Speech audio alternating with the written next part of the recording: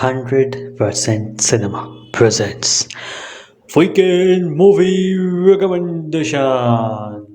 Hello. Welcome to another episode of Weekend Movie Recommendation. তো আজকে Weekend Movie Recommendation episode 10।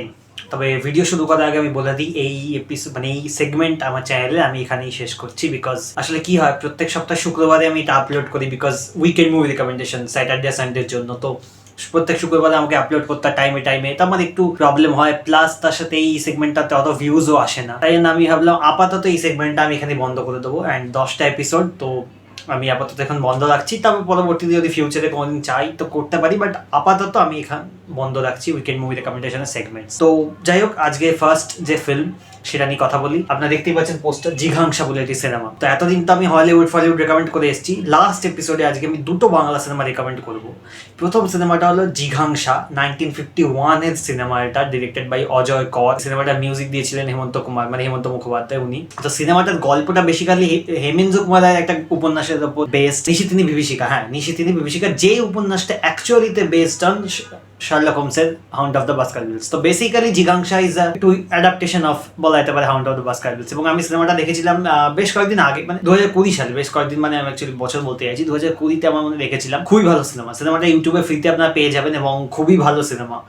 আমার personally খুব ভালো লেগেছিল। এবং হাউন্ড অফ দ্য বাস্কারভিলস গল্পটা আমার জানা, অবভিয়াসলি গল্পটা খুব পপুলার। তো আপনার যদি জানা থাকে আপনি হয়তো ভাবতে পারেন যে জানা তাহলে কেন দেখবো, কিন্তু দেখার কারণ হলো এই 1951 এই সিনেমাটা যেভাবে শ্যুট করেছে, এবং সিনেমাটোগ্রাফি ডিরেক্টর দুটোই কিন্তু অজয় কর, এবং এত ব্রিলিয়েন্টলি শ্যুট করে। এবং মানে যেহেতু ব্ল্যাক অ্যান্ড হোয়াইট ফিল্ম এবং পিকচারটা ইউটিউবে যেটা সেটা অবভিয়াসলি অতটা মানে ক্লিন নয়, পিকচারটা তো শার্প নয়, একটু হালকা মানে পুরোনো দিনের সিনেমা যেরকম পিকচার হয় ওরকম সিনেমা মানে পিকচার। তাই জন্য আরো বেশি মিস্ট্রিয়াস, আরো বেশি ক্রিপি এরকম লাগে। অ্যাটলিস্ট আমার পার্সোনালি তাই লেগেছে। যেহেতু ব্ল্যাক অ্যান্ড হোয়াইট, তারপরে যে এরিয়াটা দেখাচ্ছে মানে সিনেমাটার মধ্যে, সিনেমাটা যে এরিয়াতে বেস্ট, যে একটা বাড়িতে যাচ্ছে এবং বাড়ির আশপাশে যেরকম জঙ্গল, বিকজ হাউন্ড অফ দ্য বাস্কারভিলস সেরকম জায়গারই গল্প, সেটাকে এত ভালো করে সিনেমাতে এনেছে, খুব ভাল লাগে দেখতে। এবং হাউন্ড অফ দ্য বাস্কারভিলস যাদের পড়া আছে, যারা গল্পটা জানে, তাদেরও সিনেমাটা ভালো লাগবে, বিকজ সিনেমাটার মধ্যে এই যে ভাইবটা এবং এই যে ক্রিপি কাইন্ড অফ একটা ভাইব, যেহেতু ব্ল্যাক অ্যান্ড হোয়াইট টাইপ জিনিসটা আর একটু বেশি হয়তো ক্রিপি লাগে কোথাও না কোথাও। তাই আমার মনে হয় যে সিনেমাটা আপনার দেখা উচিত, যদি না দেখা থাকে ডেফিনেটলি চেক আউট করুন, আমার মনে হয় ভালো লাগবে। আমার পার্সোনালি ভালো লেগেছিল জিঘাংসা। দ্বিতীয় যে সিনেমাটাতে আমি কথা বলবো,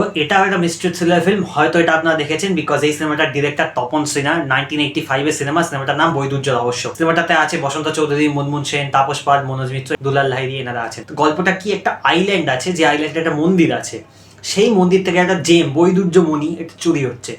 এবং এই যে মনিটা মানে ইন্স্যুরেন্স করা থাকে, তো ইন্স্যুরেন্স কোম্পানি একটা ডিটেকটিভ পাঠাচ্ছে কেসটা ইনভেস্টিগেট করার জন্য এই আইল্যান্ডে। এবং আইল্যান্ডে তারপর যা সব হচ্ছে, আরো অনেক ক্যারেক্টার অন্যান্য আছে, এবং যা হয় মানে মিস্ট্রি থ্রিলার গল্পে যেরকম হয় সেই নিয়ে গল্প।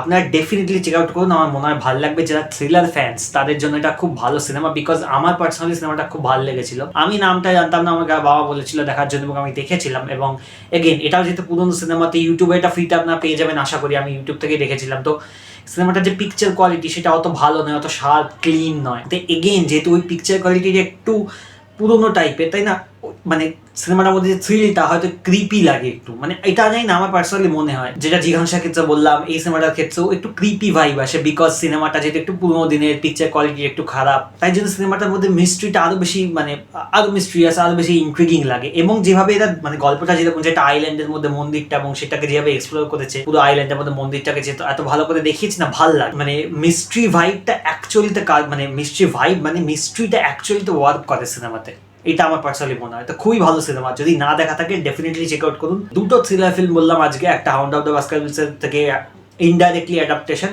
আর একটা হচ্ছে বৈদুর্য রহস্য। দুটোই আপনার চেক আউট করুন, দুটোই ভালো সিনেমা, দুটো ভালো লাগবে আমার মনে হয়।